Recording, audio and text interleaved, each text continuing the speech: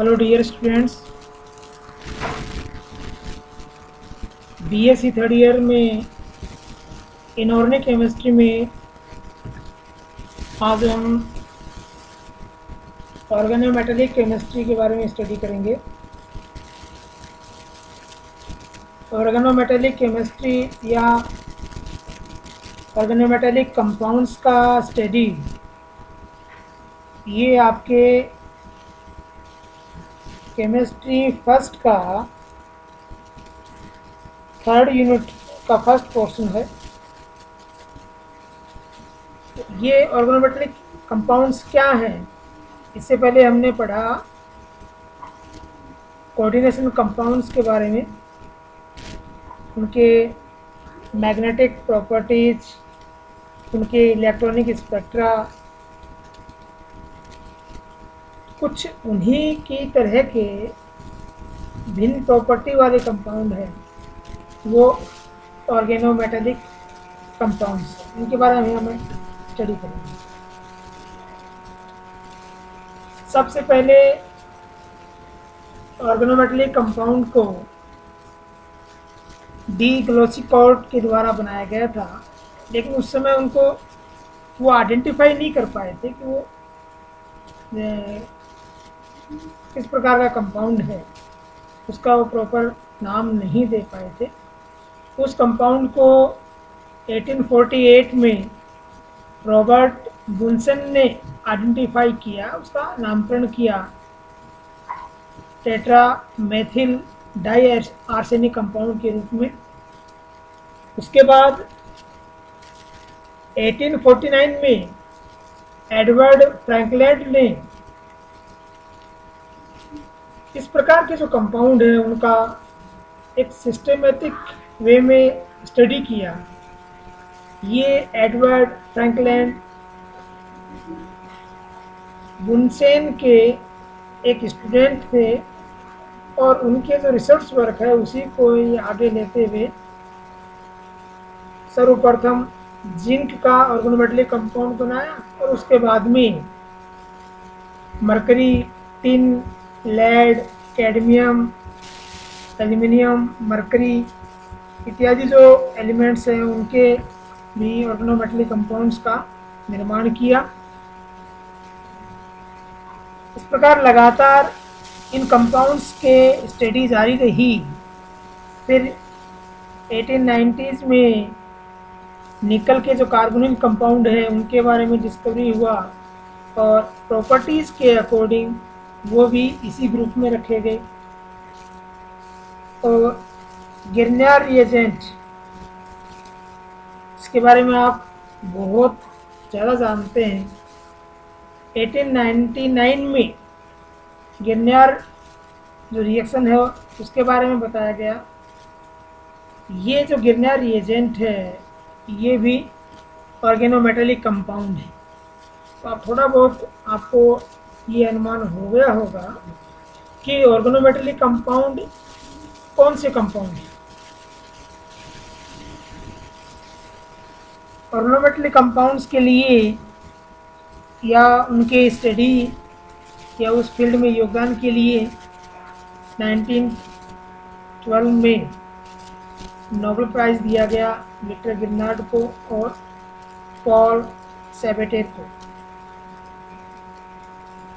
इसी प्रकार 1951 में क्लाई एंड पोसन ने फेरोसिन ऑर्गेनोमेटेलिक कंपाउंड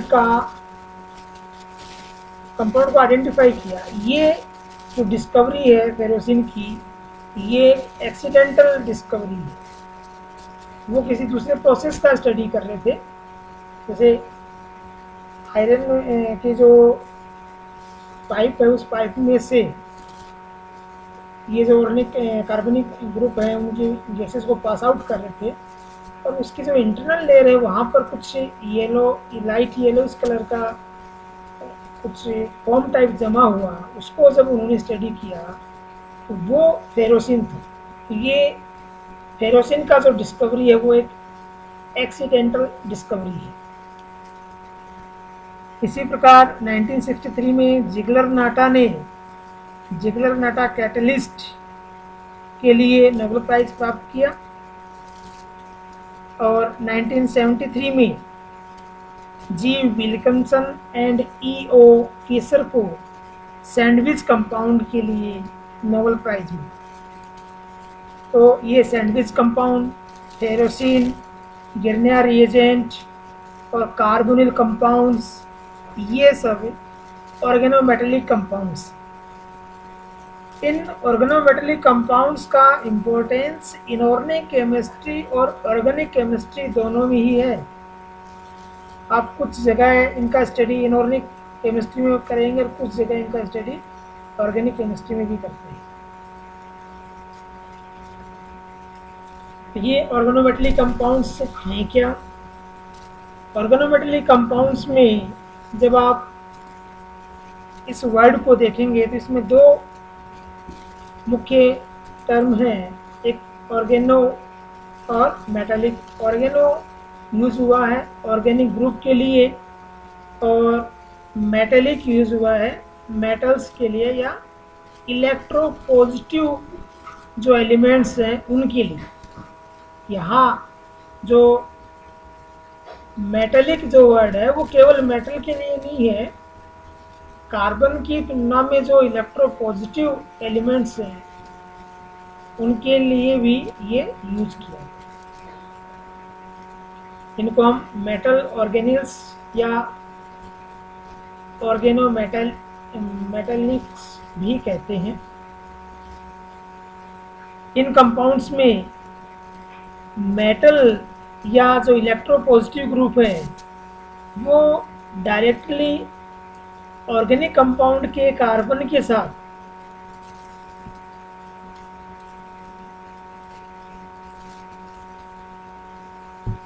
साथ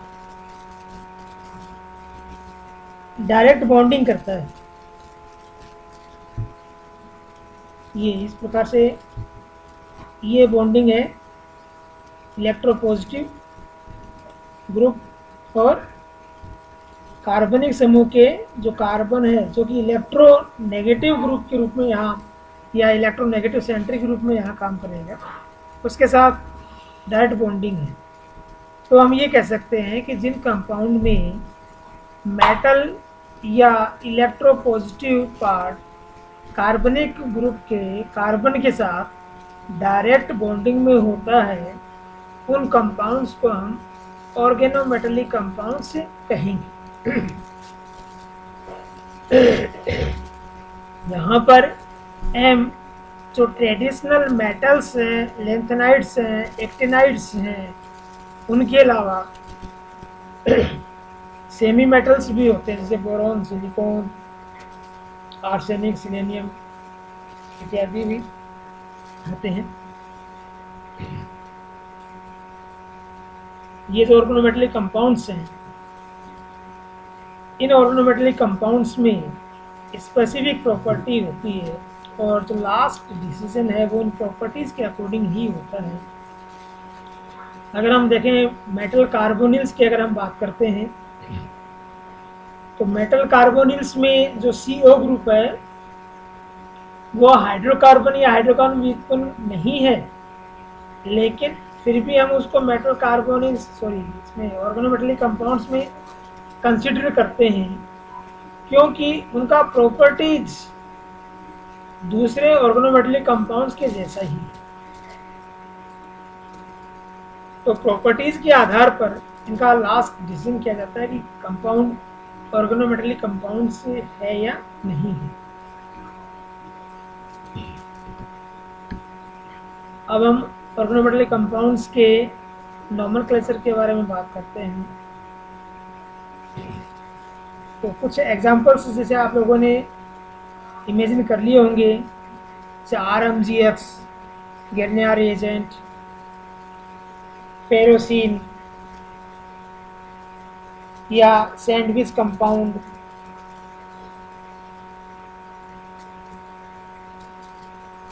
इस प्रकार के जो कंपाउंड है वो ऑर्गेनोमेटेलिक कंपाउंड। इन ऑर्गेनोमेटेलिक कंपाउंड्स के जब हम नॉमेनक्लेचर के बारे में स्टडी करते हैं तो यहाँ पर इन कंपाउंड्स के नॉमेनक्लेचर के लिए IUPAC के द्वारा बहुत सारे नियम निर्धारित किए गए हैं। ये ऑर्गेनोमेटली कंपाउंड्स बहुत अधिक वैरायटी वाले होते हैं, इस कारण इनके जो नियम्स हैं, इनके जो रूल्स दिए गए हैं, उनकी भी बहुत ज़्यादा वैरायटी होती है।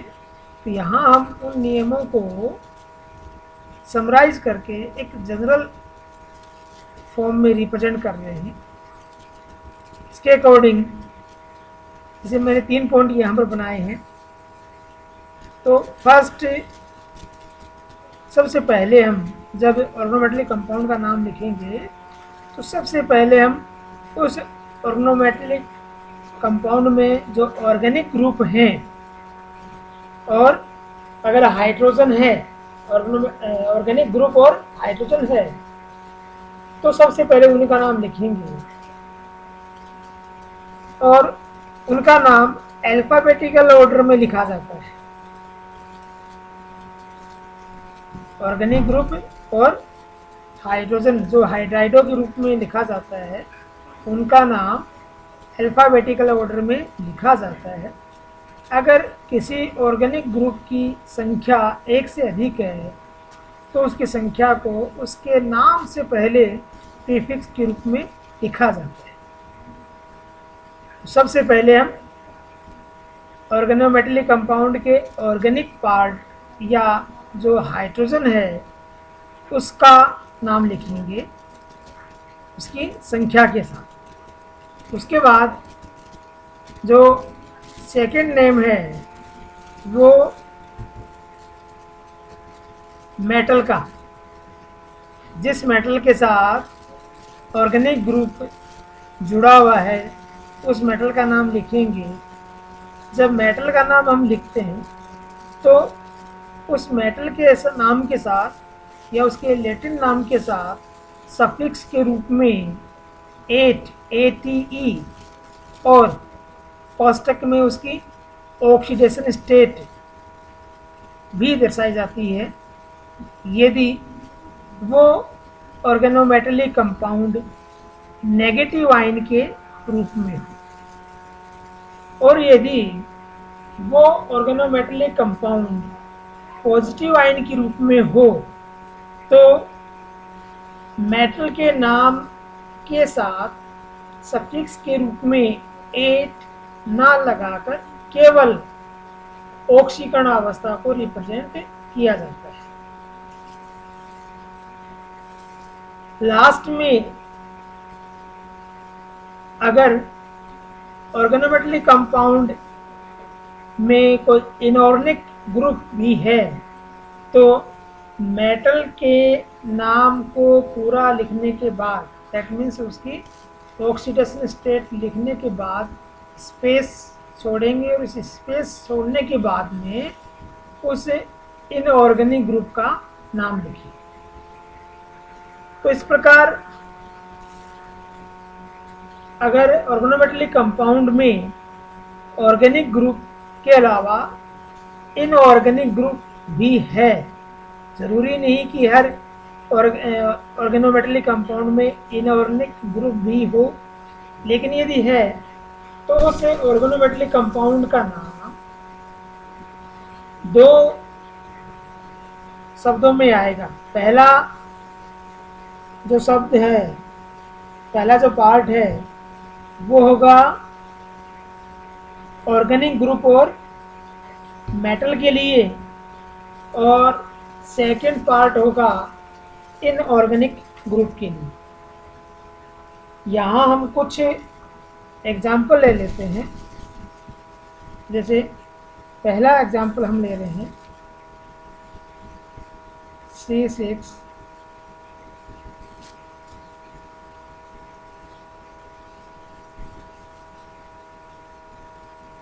H5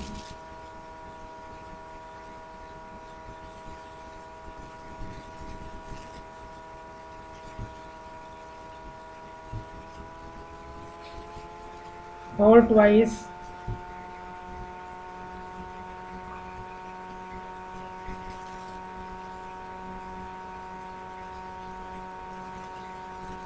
Hg। ये ऑर्गेनोमेटेलिक कंपाउंड है। क्यों है? तो एक तो इसका जो प्रॉपर्टी है वो दूसरे ऑर्गेनोमेटेलिक कंपाउंड जैसा है, इसलिए वो ये ऑर्गेनोमेटेलिक कंपाउंड है। थ्योरेटिकली जब हम देखते हैं तो यहाँ हम क्या देख रहे हैं कि इस मरकरी के साथ, जो कि इलेक्ट्रोपॉजिटिव एलिमेंट है, मेटेलिक है, इसके साथ इस फेनिल ग्रुप का जो कार्बन है वो कार्बन डायरेक्टली जुड़ा हुआ है। तो ये यहाँ पर एम और सी के बीच में डायरेक्ट बॉन्डिंग हो गया, इसलिए ये ऑर्गेनोमेटेलिक कंपाउंड। अब इस ऑर्गेनोमेटेलिक कंपाउंड का जब हम नाम लिखेंगे तो जैसा कि ये 3 पॉइंट हमने लिखे थे, इनके अकॉर्डिंग सबसे पहले ऑर्गेनिक ग्रुप का नाम लिखेंगे। और यहाँ पर ये ऑर्गेनिक ग्रुप क्या है? फेनिल।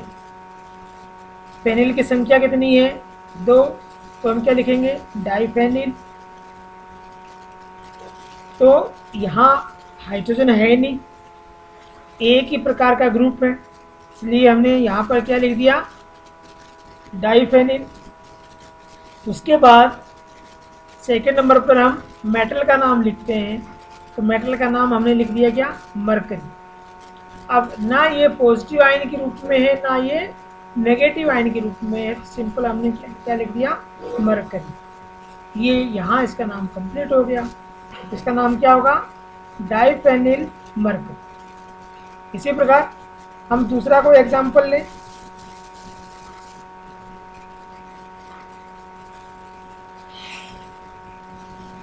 जैसे दूसरा एग्जाम्पल हम ले लेते हैं,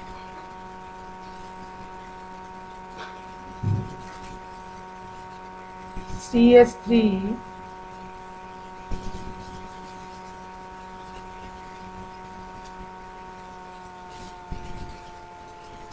होल थ्राइस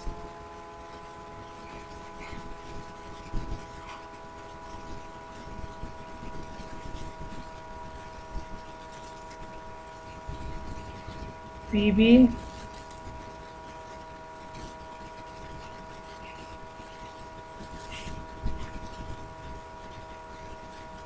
Cl। ये सेकेंड एग्जाम्पल हो गया ऑर्गेनोमेटेलिक कंपाउंड का, जिसका हमें नाम लिखना है।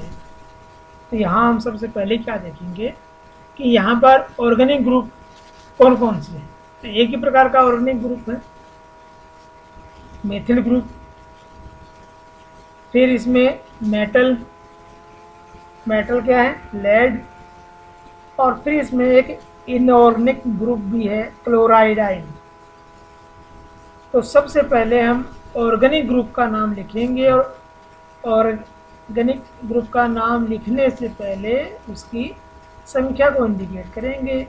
यहाँ संख्या 3 है, इसलिए हम क्या लिखेंगे? ट्राई। ग्रुप का नाम मेथिल, ट्राई मेथिल। फिर मेटल का नाम लेड। ये यहाँ तक जो हमने लिखा वो हम एक शब्द में लिखेंगे, एक ही वर्ड में लिखेंगे, ट्राई मेथिल लेड। अब मेटल के नाम के बाद जो इनऑर्गेनिक ग्रुप है इसका नाम लिखने के लिए हम बीच में कुछ स्पेस छोड़ेंगे, तो हमने लिख दिया था ट्राई मेथिल लेड। अब थोड़ा स्पेस छोड़कर हम क्या लिखेंगे? क्लोराइड। इस इनऑर्गेनिक ग्रुप के लिए हमने क्या लिख दिया? क्लोराइड। तो इस प्रकार हमने ऐसे ऑर्गेनोमेटेलिक कंपाउंड का नाम लिख दिया जिसमें ऑर्गेनिक ग्रुप भी हैं और इनऑर्गेनिक ग्रुप भी हैं। इसके अलावा हम एक एग्जांपल और लेके देखते हैं।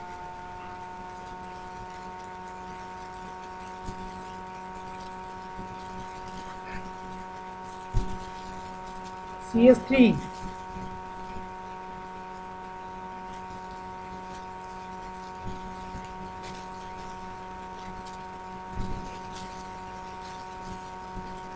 C2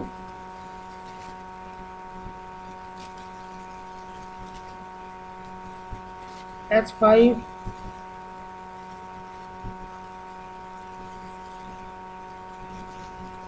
फिर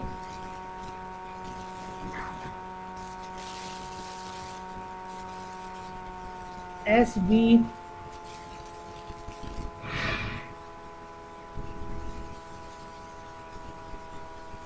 और H। तो यहाँ पर जो मेटल है वो एंटीमनी है Sb। इसके साथ दो प्रकार के ऑर्गेनिक ग्रुप हैं CH3 और C2H5 और इसके साथ H भी जुड़ा हुआ है। तो जब H जुड़ा हो तो H को हम हाइड्राइडो के रूप में रिप्रेजेंट करेंगे और उसका नाम ऑर्गेनिक ग्रुप के नाम के साथ ही अल्फाबेटिकल ऑर्डर में लिखें। तो इस तरह से हम क्या कहेंगे कि यहाँ मेटल के नाम से पहले 3 ग्रुप का नाम आएगा, CH3 का, C2H5 का और H का। तो CH3 के लिए मेथिल, C2H5 के लिए एथिल और H के लिए हाइड्राइडो। तो इन तीनों के नाम को हम अल्फाबेटिकल ऑर्डर में लिखेंगे। तो सबसे पहले नाम आ जाएगा एथिल, फिर हाइड्राइडो, उसके बाद मेथिल और फिर मेटल का नाम एंटीमनी। एथिल, हाइड्राइडो, मेथिल, एंटीमनी, ये पूरे एक वर्ड में इसका नाम आएगा। इस प्रकार इन कुछ एग्जाम्पल्स की सहायता से हमने ऑर्गेनोमेटेलिक कंपाउंड्स के नोमेनक्लेचर के बारे में स्टडी की। अब हम, क्योंकि काफ़ी वैरायटी है ऑर्गेनोमेटेलिक कंपाउंड्स की, तो उनके अध्ययन की सुविधा के लिए उनको हम अलग अलग ग्रुप में रखकर उनका अगर स्टडी करते हैं तो वो ज़्यादा सही तरीके से याद रहता है या समझ में आता है। तो अब हम बात करते हैं classification of organometallic compounds. Organometallic compounds में अगर हम देखें तो मुख्य विशेषता ये है कि इन कंपाउंड्स में कार्बन इलेक्ट्रोनेगेटिव सेंटर के रूप में बिहेव करता है। अगर आप दूसरे कंपाउंड्स की बात करते हैं तो वहाँ आप क्या देखते हैं कि कार्बन मोस्टली इलेक्ट्रोपॉजिटिव सेंटर के रूप में बिहेव करता है। तो यहाँ एक स्पेसिफिक कैरेक्टर ये हुआ कि जो कार्बन है वो इलेक्ट्रोनेगेटिव सेंटर के रूप में बिहेव करता है। क्यों? क्योंकि कार्बन या तो मेटल से जुड़ा हुआ है या उन एलिमेंट से जुड़ा हुआ है जिनकी इलेक्ट्रॉन नेगेटिविटी कार्बन से कम हो। तो यहाँ पर जो मेटल और कार्बन के बीच में, या हम कहें M और C के बीच में जो बॉन्ड बनता है, इस बॉन्ड की पोलर नेचर होती है। इसमें M पार्शियल पॉजिटिव और C पार्शियल नेगेटिव। M और C के बीच में ये जो बॉन्ड बनता है, इस बॉन्ड की नेचर के आधार पर ही, या हम कहें M और C की इलेक्ट्रॉन नेगेटिविटी का जो डिफरेंस है, उसके आधार पर ही ऑर्गेनोमेटेलिक कंपाउंड्स का क्लासिफिकेशन किया जाता है। तो इस आधार पर ये ऑर्गेनोमेटेलिक कंपाउंड्स निम्न 4 प्रकार की कैटेगरी में मुख्य रूप से रखे जाते हैं। ये हैं ionic organometallic compounds, covalent organometallic compounds, electron deficient organometallic compound और delocalized electron bond organometallic compounds. जो आयनिक ऑर्गेनोमेटेलिक कंपाउंड्स हैं, इनमें M और C के बीच का जो बॉन्ड है, उस बॉन्ड के अंदर आयनिक करैक्टर बहुत ज़्यादा होता है, क्योंकि एम और सी की इलेक्ट्रॉन नेगेटिविटी का डिफरेंस बहुत अधिक होगा। इस प्रकार के कंपाउंड मुख्य रूप से फर्स्ट ए और सेकेंड ए के जो एलिमेंट्स हैं वो ऑर्गेनिक ग्रुप के साथ बॉन्डिंग करके बनाते हैं। ये यौगिक हाइड्रोकार्बन विलायकों में अविलय होते हैं, क्योंकि यहाँ पर इन कंपाउंड्स का जो मुख्य बॉन्ड है उसमें आयनिक करैक्टर आ गया, जबकि हाइड्रोकार्बन जो विलायक हैं वो उनमें जो बॉन्ड है वो कोवलेंट नेचर के होते हैं। तो लाइक डिजोल्व लाइक के कंसेप्ट के अकॉर्डिंग हम ये कह सकते हैं। इस प्रकार के कंपाउंड जल और वायु के साथ अधिक क्रियाशील होते हैं। इनका जो सॉल्यूशन होता है उस सॉल्यूशन में विद्युत धारा प्रवाहित हो सकती है, क्योंकि आयनिक करैक्टर अधिक होने की वजह से ये सॉल्यूशन फॉर्म में आयनिक फॉर्म प्रोड्यूस करते हैं और उन आयनिक फॉर्म के द्वारा चार्ज का कन्वे होता है और हम कह सकते हैं कि वहाँ पर इलेक्ट्रिसिटी कंडक्ट होती है। इसी प्रकार ये जो कंपाउंड्स हैं वो आयनिक यौगिकों के जैसे ही उभय अपघटन की अभिक्रिया भी प्रदर्शित करते हैं। नेक्स्ट जो कंपाउंड है वो कोवलेंट ऑर्गेनोमेटेलिक कंपाउंड्स। तो यहाँ हम क्या कह सकते हैं कि यहाँ पर इस कैटेगरी में वो कंपाउंड रखे जाएंगे जिनमें एम और सी की इलेक्ट्रॉन नेगेटिविटी का डिफरेंस बहुत कम हो, जिससे एम और सी के बीच का जो बॉन्ड है उस बॉन्ड के अंदर कोवलेंट करैक्टर बहुत ज़्यादा होगा। इस प्रकार के जो ऑर्गेनोमेटेलिक कंपाउंड्स हैं वो लिथियम, बेरिलियम, इस तरह के जो एलिमेंट्स हैं उनके द्वारा बनाए जाते हैं। तो यहाँ पर सामान्य तौर से दूसरी जो अधातुएं हैं जिनकी इलेक्ट्रॉन नेगेटिविटी कम होती है वो भी ऑर्गेनिक ग्रुप के साथ रिएक्ट करके इस प्रकार के कंपाउंड बनाती है। यहाँ पर एम और सी के बीच में जो बॉन्ड है उस बॉन्ड के अंदर सिग्मा बॉन्ड करैक्टर होता है, वो सिग्मा बॉन्ड की तरह बिहेव करता है। इन कंपाउंड्स में संकरण के आधार पर इनकी जो ज्योमेट्री है उस ज्योमेट्री को डिफाइन किया जाता है। थर्ड कैटेगरी है electron deficient compound. Electron deficient compound जिनके अंदर जो न्यूलैंड का अष्टक नियम है उस अष्टक नियम के अकॉर्डिंग इलेक्ट्रॉन की संख्या कम होती है, उन्हें हम इस कैटेगरी में रखते हैं। और यहाँ पर जैसे अगर हम एल्यूमिनियम के कंपाउंड देखें या बेरिलियम के कंपाउंड देखें और लिथियम के कंपाउंड देखें तो वो कंपाउंड इलेक्ट्रॉन डेफिशिएंट कंपाउंड के रूप में होते हैं। इस प्रकार के जो कंपाउंड हैं उन कंपाउंड में 3C2E प्रकार के बॉन्ड मुख्य रूप से बनते हैं और उन बॉन्ड के बनने के लिए पॉलीमराइजेशन का प्रोसेस भी पाया जाता है। नेक्स्ट कैटेगरी है डीलोकलाइज्ड इलेक्ट्रॉन बॉन्ड। इनमें जो बॉन्डेड इलेक्ट्रॉन्स हैं वो डीलोकलाइज्ड कंडीशन में होते हैं।